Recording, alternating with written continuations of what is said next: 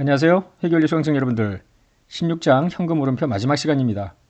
회계원리 전체 강의의 마지막 시간이기도 합니다. 지난 시간까지 우리는 현금 물음표의 맨 윗부분 영업활동 현금 흐름 요거를 계산하는 거, 영업활동 현금 흐름은 두 가지로 표시가 됐죠.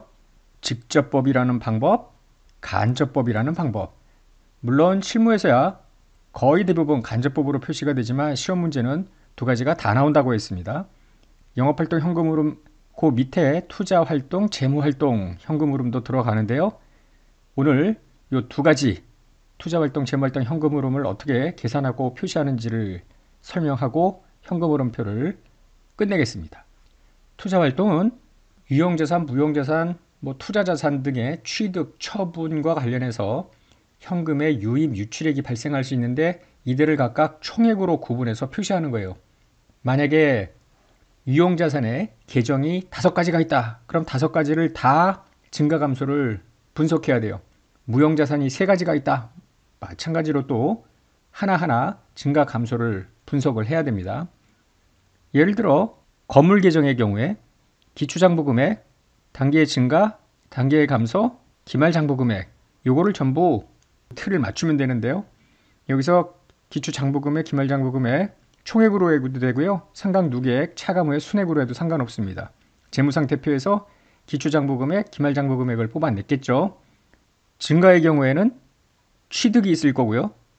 재평가 모형을 적용할 경우에는 재평가 증가도 있겠지만 우리는 현금의 유입, 유출만 뽑아내는 것이기 때문에 재평가 증가는 요 전체적인 증가 감소를 맞추기 위해서는 필요하지만 현금 흐름과는 무관하니까 현금 흐름표에 들어가지 않습니다. 자, 감소로는 크게 처분이 있을 수 있고요. 감가상각이나 여기 더 나아가서 나중에 중급회계에서 배울 손상차손까지 포함이 됩니다. 한편 우리가 배운 재평가 감소도 있을 수 있는데 처분을 제외하고는 현금 흐름과 무관하죠. 따라서 결국은 어떤 연유로 증가했는지 어떤 연유로 감소했는지 그 중에 우리는 취득과 처분만 뽑아내면 돼요. 근데 더 나아가서 만약에 취득 처분을 했는데 모두 외상거래래. 그러면은 현금 흐름표에 표시되지 않습니다. 현금 흐름표 문제를 풀면서 이게 외상거래면 어떡하지? 라는 걱정은 안 해도 돼요. 시험 문제나 책에 있는 문제 등에서 아무 언급 없으면 모두 현금거래라는 걸 가정하는 것입니다.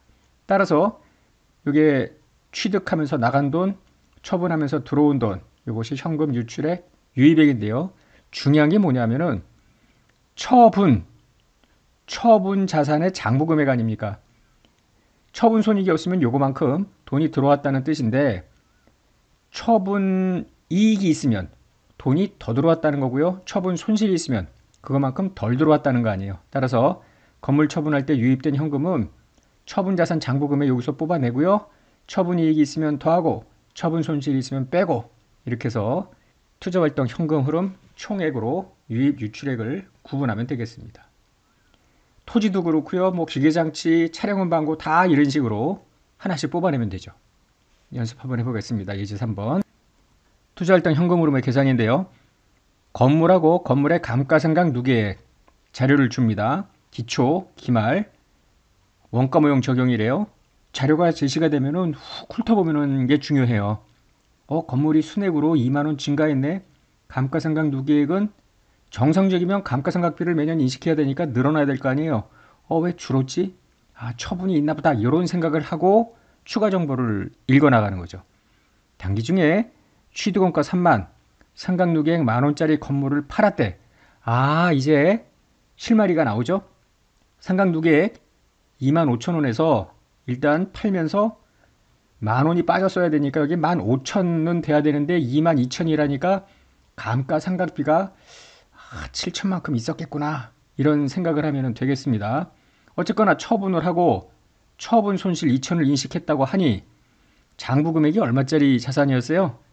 취득원가 3만, 누계 만, 2만짜리 건물을 팔면서 얼마에 팔았을까? 그거는 여기에 힌트가 있죠. 처분 손실 2천을 인식했다니까 18,000에 매각을 했구나. 이게 유입입니다. 먼저 이제 뽑아냈고요. 자, 그러면은 여기서 또 뽑아낼 수도 있어요. 건물 취득원가가 10만인데 3만이 빠지잖아요. 그러면은 7만이어야 되는데 12만이란 이야기는 단기 중에 5만만큼 추가 취득이 있었구나. 평가증은 아닙니다. 원가 모형이니까. 이렇게 먼저 자료를 보고 막 상상의 나래를 펴야 돼요. 물음, 갑회사 현금흐름표에 투자활동 현금흐름 중 건물의 취득, 건물의 처분 각각 취득에 따른 현금 유출, 처분에 따른 현금 유입이 각각 표시가 되죠. 계산을 해보라는 거예요. 그럼 건물 취득에 따른 현금 유출 좀 전에 5만원, 기초잔액, 기말잔액이 있고 감소한 건물의 취득 원가가 3만이니까 5만만큼 취득을 했구나. 현금 유출이죠. 처분은 앞서 처분한 건물의 잔고 금액이 2만인데 손실이 2천이라고 했으니까 18,000 이렇게 접근을 하면 되죠. 유형자산, 무형자산 투자와 관련된 자산의 계정 수만큼 이와 같은 접근 방법으로 현금 유입액 유출액을 확인하면 되겠습니다. 이번에는 재무활동인데요. 재무활동도 투자활동과 마찬가지로 각 계정별로 현금 유입액 유출액을 각각 총액으로 구분 표시합니다. 예를 들어서 장기차입금 같은 경우에 기초잔액, 기말잔액 왜 늘어났을까? 차입했으니까 늘어났겠지. 왜 줄어들었을까?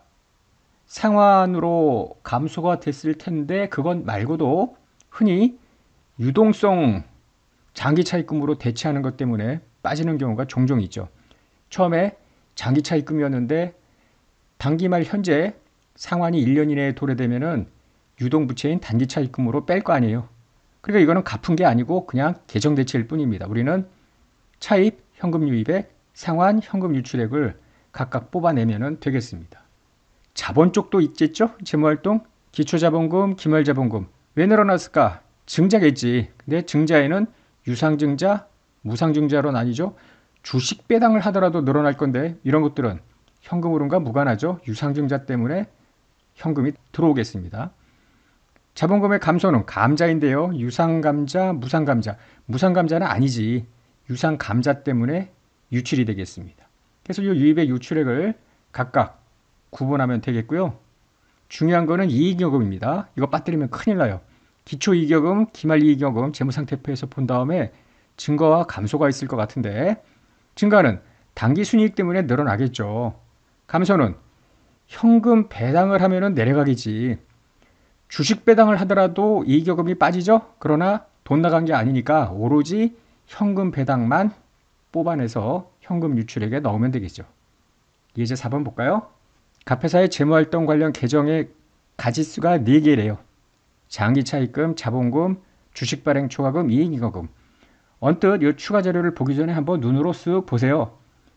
장기차입금이 10만에서 12만, 순액으로 하여튼 2만 늘었는데 총 2만만큼 차입을 했을 수도 있고요. 일부 상환하고 그 다음에 추가 차입을 했을 수도 있고 뭐 여러 가지 시나리오가 있을 수 있어요. 자본금을 보니 80만에서 90만. 증자가 있었네. 무상증자인가 유상증자인가는 아직 모릅니다. 주식 발행 초과금 25만 원에서 30만 원으로 늘었어요. 유상증자 할증 발행을 했나? 라는 의구심이 들죠? 이익여금 14만 원에서 16만 원. 2만 원만큼 늘었네. 2만 원만큼 단기 순이익일까? 뭐 이런 생각을 하면서 이제 추가 자료를 읽어보는 거예요. 장기 차입금 만 원을 조기에 상환했대. 그러면은 10만이 9만으로 내려가야 되는데 12만 원이라는 이야기는 추가로 3만 원만큼 차입이 있었다. 이렇게 보면 되겠죠. 상환과 차입을 각각 총액으로 표시하는 겁니다. 자본금과 관련해서 2번을 보면은 보통주 액면 총액 10만 원의 유상증자를 했대요.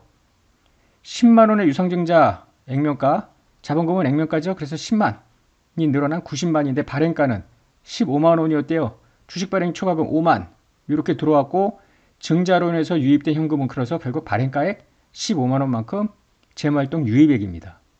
그 이외에 증자감자 거래는 없다고 했죠. 자, 이익여금 14만 원에서 16만 2만이 늘었는데 당기순이익이 5만이래요. 그러면 14만 원에서 19만으로 늘었어야 되는데 16만 별 얘기 없으면 3만만큼 배당으로 빠졌겠구나. 주식 배당인지 어떻게 알아요? 주식 배당이었다면은 주식이 늘어났겠지. 자본금이. 그냥 아무 얘기 없으니까 이거는 현금 배당이라고 보면 되겠습니다. 따라서 해답에서 보는 것처럼 장기 차입금 상환도 있고 차입도 있고 각각 상환을 했으면 유출, 차입을 했으면 유입 들어가고요. 유상증자가 있었죠. 15만 원 있었고요. 이격은 배당의 지급 3만이 있었습니다. 자, 이렇게 해서 영업활동, 투자활동, 재무활동의 현금 흐름을 각각 구분하여 우리가 어떻게 계산을 하는지 그 접근법을 다 이야기를 했고요. 이제 나머지 전체적인 현금 흐름표 작성을 한번 해보고 16장을 마무리하겠습니다. 교재 679페이지를 보면은 다음은 A 회사의 X1년도 비교 재무 상태와 포괄 손익계산서 현금 흐름표를 작성하기 위한 추가 정보다라고 준 겁니다. 반드시 재무상태표를 만들기 위해서는 단기말, 전기말 혹은 전기말은 기초죠. 이 비교 재무상태표가 있어야 되고요. 또 하나는 당해년도에 포괄 손익계산서가 있어야 되고 추가 자료도 주어져야 제대로 풀 수 있겠습니다. 먼저 재무상태표를 보면은 기초와 기말에 현금이 현금성 자산 11만 원이 늘었네. 이게 최종 현금 흐름표 작성 후에 정답입니다. 영업활동, 투자활동, 재무활동의 증가 감소를 다 합치면 현금의 증가 11만 원이 되어야 해요. 만약에 이 숫자가 나오지 않으면 내가 어디가 틀린 거야. 한편 이제 계정 과목을 보자고요. 매출채권 재고자산 이게 오퍼레이팅, 비품하고 감가상각누계액 이게 투자활동 인베스팅이죠. 매입채무, 미지급급여, 미지급 영업비, 미지급 이자, 단기법인세 부채 이런 거 다 이제 영업활동과 관련됐고요. 단기차입금, 자본금, 이익여금이 파이낸싱, 재무활동과 관련된 거구나 라고 보면 되고요. 만약에 이제 큰 문제를 풀면서 이 마지막 칼라 여기서는 증감을 줬기 때문에 나중에 갖다가 그냥 막 쓰면 되는데 이게 만약에 주어져 있지 않으면 시간 절약을 위해서 미리 이 차이를 여기다가 전부 써놓을 필요가 있어요. 나중에 다 필요하니까. 한편 포괄손익계산서로 가보면은 쭉 한번 보는 겁니다. 그러면서 나중에 영업활동 간접법으로 표시할 때 뭔가 단기 순이익 조정 항목이 있으면 미리 표시를 해놓는 게 좋죠. 매출액, 매출원가, 종업원급여, 영업비용, 감가상각비 요거 조정해야죠. 현금 유출을 수반하지 않는 비용이니까. 그 다음에 매출채권 손상차손, 이자비용, 유형자산 처분손실 이거 오퍼레이팅이 아니잖아요. 투자활동이기 때문에 영업활동, 단기순이익 거기서 빼는 겁니다. 직접 뽑을 땐 전혀 문제가 없고요.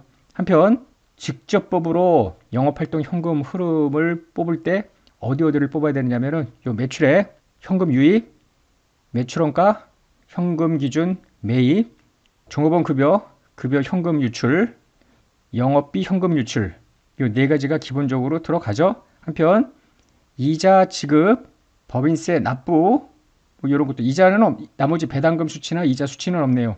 요거 별도로 들어가야 됩니다. 지금 눈에 거슬리는 게 매출채권의 손상차손인데 앞으로 가보면 여기 매출채권 해놓고 순액이라고 되어 있잖아요. 순액은 눈에 보이지는 않지만 손실충당금이 차감된 후에 금액이라고 생각을 하시면 되겠습니다. 더 나아가서 취득원가 8만원, 감가상각누계액 만원짜리 비품을 처분한 게 있대. 근데 5만에 처분했대. 아우 이렇게 친절할 수가. 이미 현금 유입액을 줬어요.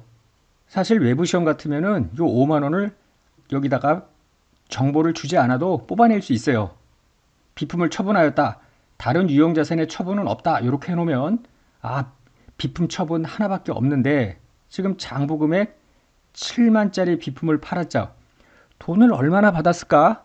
그거는 모르는데 어디에서 힌트를 얻을 수 있느냐면은 유형자산 처분 손실 2만입니다. 7만짜리 자산을 팔면서 2만의 손실을 기록했다는 거는 받은 돈이 그거보다 적다는 거 아니에요. 즉 7만에서 2만을 뺀 5만 이거를 굳이 이 숫자를 안 줘도 뽑아낼 수 있어요. 외부 시험에서는 이런 것들을 안 줍니다. 한편 단기 차입금 10만 원을 상환했대요. 잠깐 한번 들여다볼까요?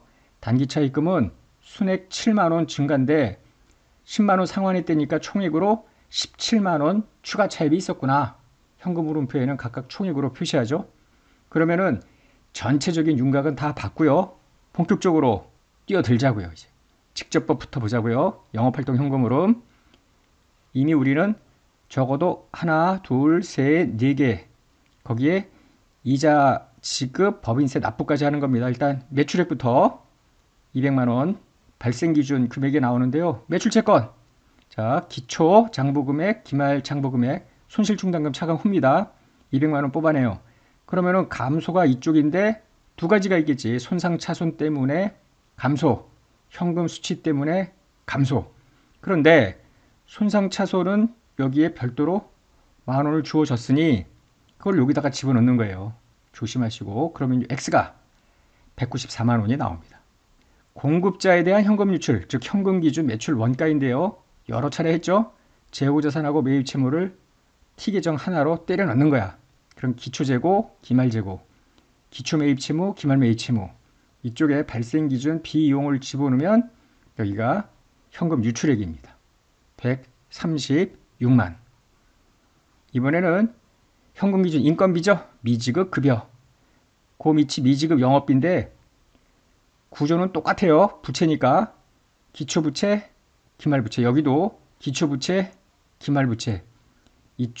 이쪽에 관련 발생기준 비용, 즉 종업원 급여나 영업비용을 집어넣으면 현금 유출액을 각각 뽑아낼 수 있겠습니다. 14만원과 23만원. 기본적으로 여기까지가 영업활동에서 창출된 현금이고요.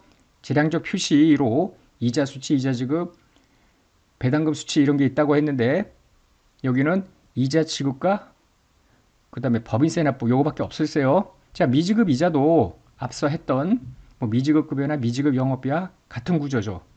기초부채, 기말부채 여기에 비용 집어넣으면 현금 지급. 당기법인세 부채도 똑같잖아요. 기초부채, 기말부채 여기에 비용 집어넣으면 현금 지급.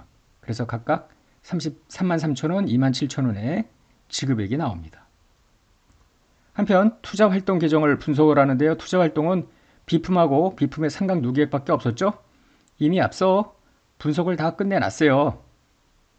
기초잔액 취득원가 베이스로 60만, 기말은 67만인데 처분하면서 8만원이 빠졌다고 했으니 이게 얼마나 샀을까?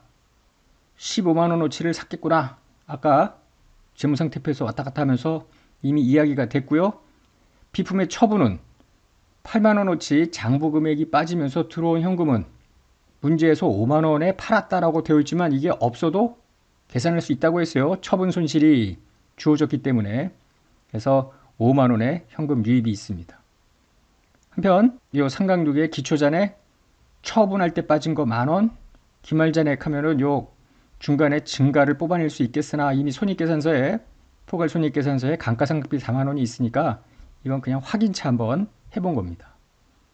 재무활동입니다. 단기차입금인데요. 기초 20만, 기말 27만인데 중도에 상환이 있다고 했잖아요. 따라서 증가 17만원. 각각 유입과 유출을 총액으로 표시해 줍니다. 자본금 이런 것들은 자본거래는 없었고요. 이익여금, 기초잔액, 기말잔액, 당기순이익이 26만인데 감소가 바로 아무 얘기 없으면은 현금 배당 지급입니다. 뽑을 거 다 뽑았어요. 앞에서 이제 직접법인데요. 네 가지 고객으로부터 유입, 공급자 유출, 종업원 유출, 영업비용 유출. 그래서 영업에서 창출된 현금, 이자 지급, 법인세 납부 이렇게 표시해서 15만 원이고요. 만약에 간접법으로 영업활동 현금 흐름을 집어넣는다면은 당기순이익 26만 원에 여기에 밑에 직접법으로 표시되기 때문에 굳이 여기에 마이너스 됐던 거를 전부 플러스로 조정해야죠. 감가상각비 현금의 유출이 없는 비용이니까 더해주고요. 처분 손실 이거 여기 지금 마이너스가 영향이 있었는데 영업이 아니잖아요. 건물 처분은.